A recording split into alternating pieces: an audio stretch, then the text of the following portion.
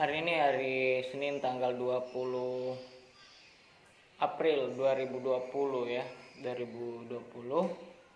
Dan hari ini kita masih diikuti ketakutan masalah COVID-19.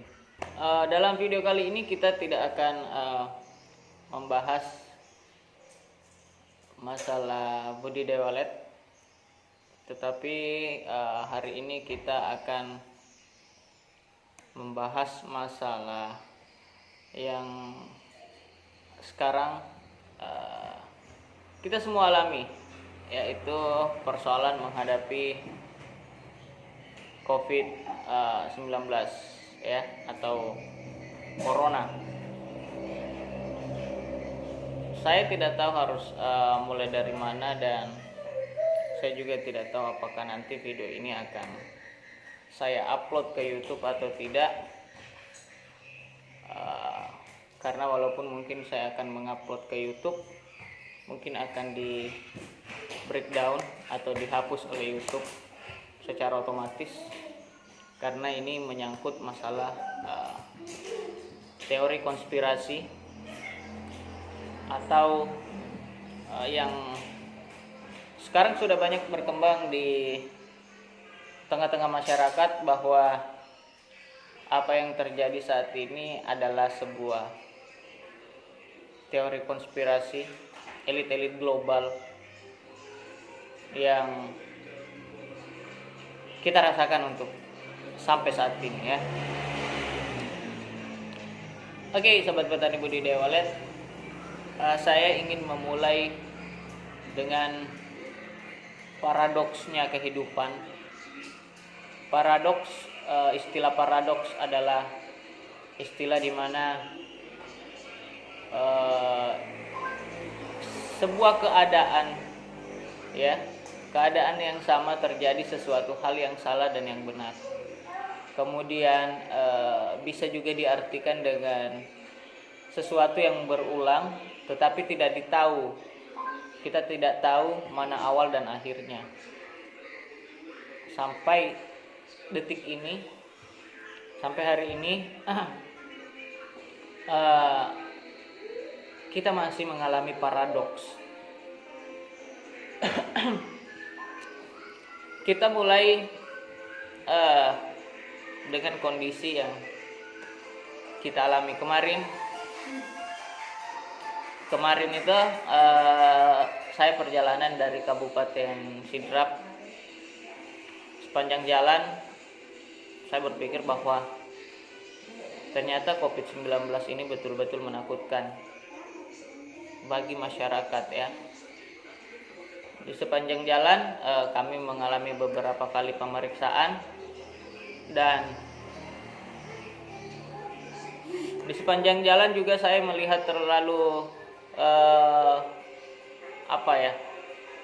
banyak sekali usaha yang tutup, mulai dari usaha warung makan, mungkin pedagang-pedagang kelontongan, toko-toko, banyak yang tutup karena mungkin mereka berpikir bahwa lebih baik mencegah atau menghindari daripada harus terjangkit. Contoh, saya sekarang ini saya harus kehilangan satu usaha ya, toko saya itu sudah tutup, sekarang sudah kosong karena kita tidak buka. Kenapa kami tutup? Karena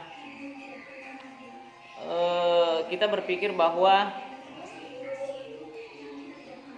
itu adalah sebuah ancaman bagi kami, karena kalaupun kami buka, kami tidak keluar rumah, tetapi orang datang untuk membeli, sama saja kita mendatangkan penyakit ini ya.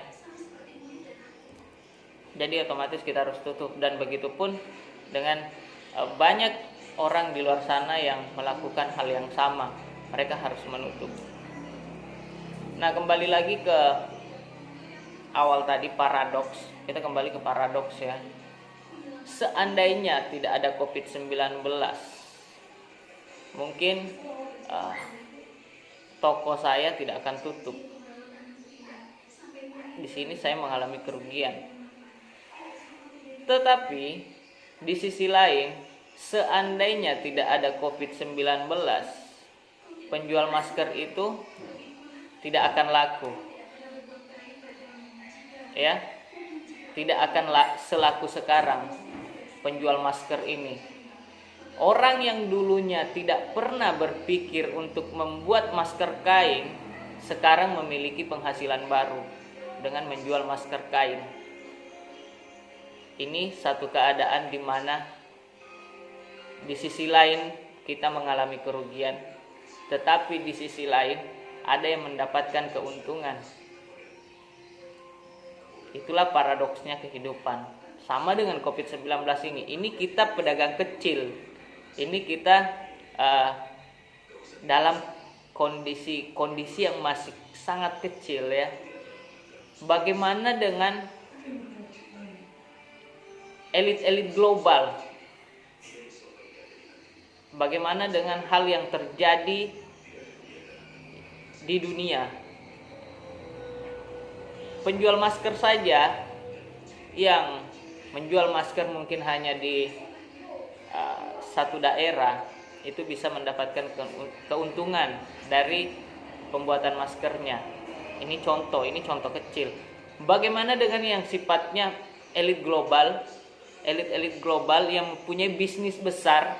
Contoh farmasi, bagian pengobatan, ya, vaksin, kemudian provider game yang sekarang sangat penghasilan mereka sangat meningkat drastis ya. Penjualan obat-obatan, penjualan alat-alat medis itu semua meningkat drastis, meningkat tajam karena adanya COVID-19 ya. Jadi ini adalah sebuah paradoks, timbal balik, ada yang diuntungkan dan ada yang dirugikan. Kenapa sekarang banyak yang mengatakan bahwa COVID-19 ini adalah konspirasi? Karena memang sekarang sudah banyak sekali hal-hal yang mengarah ke sana. Contoh sekarang sudah banyak diberitakan di media-media bahwa nanti kita akan dipasangi chip ya, kita akan divaksin seperti itu, dan itu akan memberikan keuntungan yang banyak. Tetapi kita bergeser lagi. Mungkin tujuan awalnya bukan seperti itu, tetapi yang ingin dirubah adalah tingkah laku atau habit kita, kebiasaan kita ya. Sekarang kebiasaan kita di rumah. Sekarang kita dibiasakan di rumah. Ya, kita dibiasakan di rumah.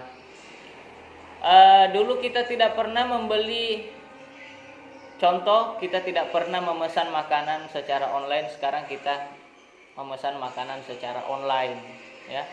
Kita memesan makanan secara online. Dulu saya tidak pasang wifi, sekarang saya pasang wifi karena harus berada di rumah ya. Dan masih banyak hal-hal yang dulu tidak kita lakukan tetapi sekarang kita lakukan karena kita ingin diajar untuk membiasakan digital. Sekarang era digital, kita tidak bisa lagi melakukan aktivitas tanpa handphone. Contoh ya, kita tidak bisa lagi melakukan aktivitas tanpa handphone. Kita tidak bisa melakukan aktivitas tanpa membeli kuota, membeli data.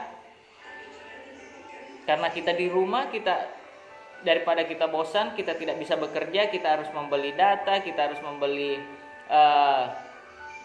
pulsa, dan itu memberikan keuntungan bagi pihak-pihak penyedia jasa-jasa tersebut. Dulu kita tidak pernah nonton film melalui streaming. Sekarang kita akan melakukan hal itu, dan itu akan memberikan keuntungan bagi penyedia jasa itu. Ya, ini hal-hal kecil, ya. Ini hal-hal kecil.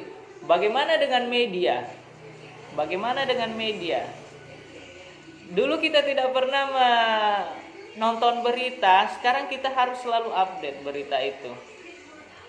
Ya. Kita harus update berita-berita itu. Dan karena kita ingin mendapatkan informasi, itu juga akan memberikan keuntungan bagi pihak-pihak media.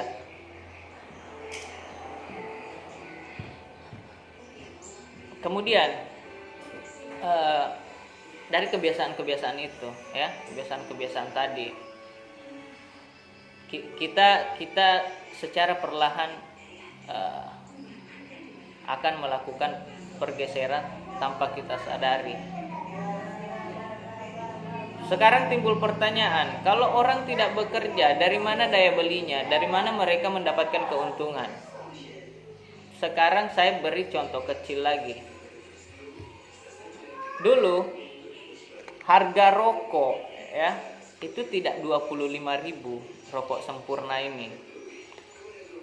Ketika harganya mulai selalu naik, kita selalu berpikir bahwa kalau harga rokok naik, kita tidak akan merokok, kita akan berhenti merokok. Tapi kita buktinya 10 tahun contoh saya 10 tahun mengonsumsi rokok sempurna ini, saya tidak berhenti walaupun selalu mengalami pergeseran harga, selalu naik, tetapi saya tidak berhenti.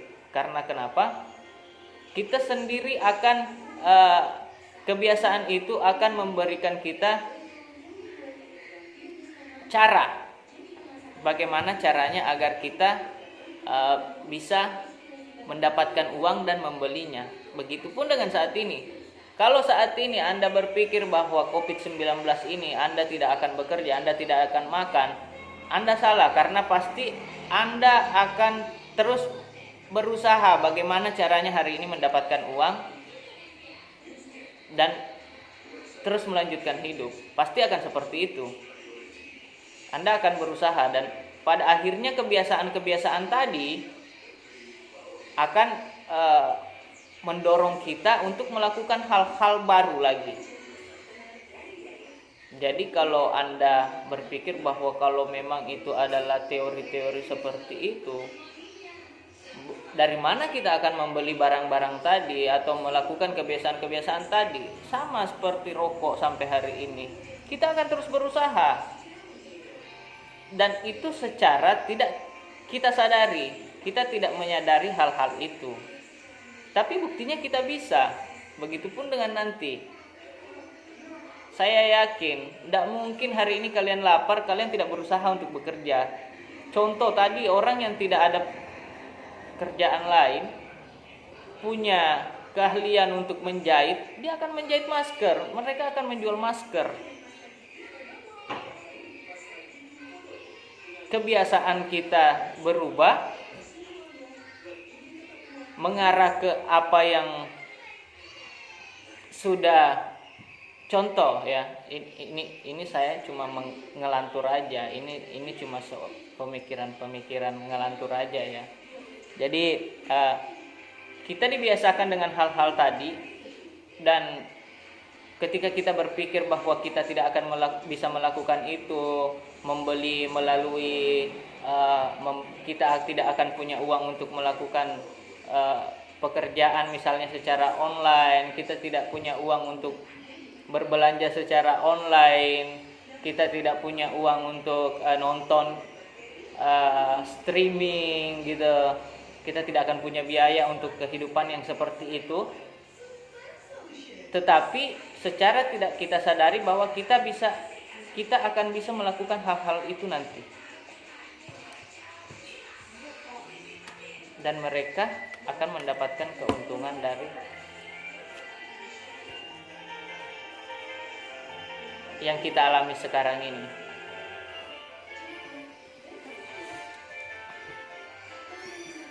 Jadi COVID-19 ini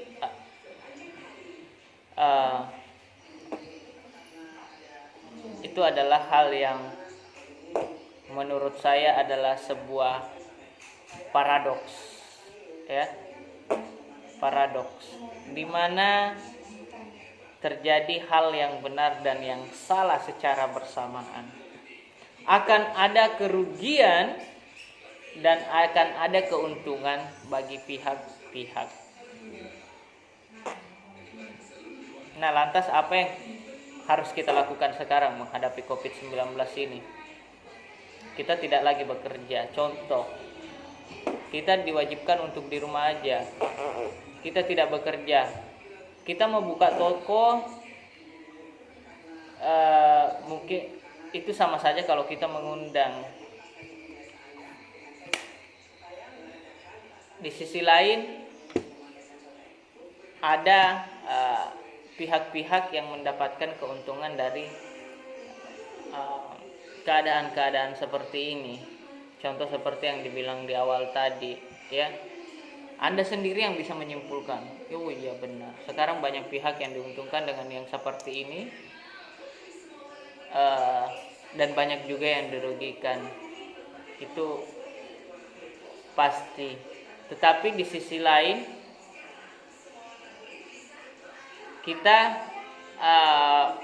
akan didorong untuk melakukan kebiasaan-kebiasaan yang nantinya itu akan menjadi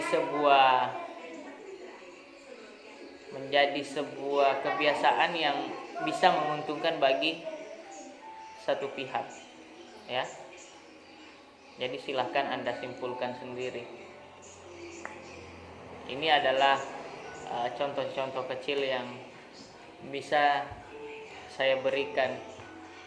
Dan kalau Anda berpikir Anda tidak bisa melakukan banyak hal hari ini, mungkin 1-2 bulan ini Anda tidak akan bisa melakukan hal-hal itu. Tetapi nanti Anda akan terdorong dengan sendirinya. Anda akan terus berusaha bagaimana caranya mendapatkan biaya untuk hidup dan melaksanakan kebiasaan-kebiasaan yang tadi sudah disetting, ya. Jadi apa yang harus kita lakukan? Kita berpikir secara rasional. Kita berharap juga pemerintah bisa mengambil tindakan yang tepat, karena kita tidak tahu bahwa bisa saja elit-elit global saat ini sudah menari, ya, elit-elit global di luar sana sekarang sudah menari. Apa yang mereka damba-dambakan sekarang sudah terjadi, ya, karena banyak hal yang